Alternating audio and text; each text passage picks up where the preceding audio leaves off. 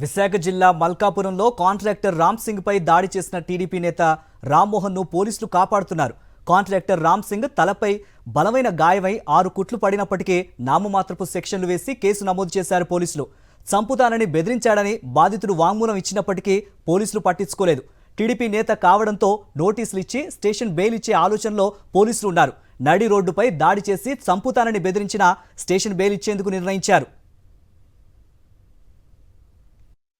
రామ్ సింగ్ అని బీహార్ అతను. ఇతను ఇక్కడ హెచ్పిసిఎల్లో కాంట్రాక్ట్ వర్క్ చేస్తారు. ఇతను ఒకరి దగ్గర అప్పు తీసుకున్నారు. అప్పుడు డబ్బులు రిటర్న్ చేయలేదని ఆ విషయంలో చిన్న గొడవ జరిగింది. అయితే ఆ డబ్బులకు సంబంధం లేని వ్యక్తి రామ్మోహన్ అని ఒక అతను ఉన్నారు. అతను వచ్చి ఇతనితో రాత్రి గొడవపడి ఇతనికి రాయితో తల మీద కొట్టాడని ఇతను ఇంజరీతో సెయింట్ ఆన్స్ హాస్పిటల్లో అడ్మిట్ అయ్యారు.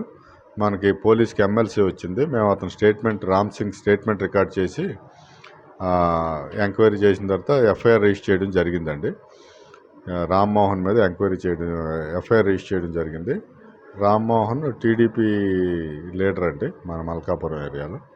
118 క్లాజ్ 1, 351 క్లాజ్ 2 బిఎన్ఎస్ అండి. ఈ రామ్మోహన్ అన్న అతను వెలమా కార్పొరేషన్లో డైరెక్టర్ అండి.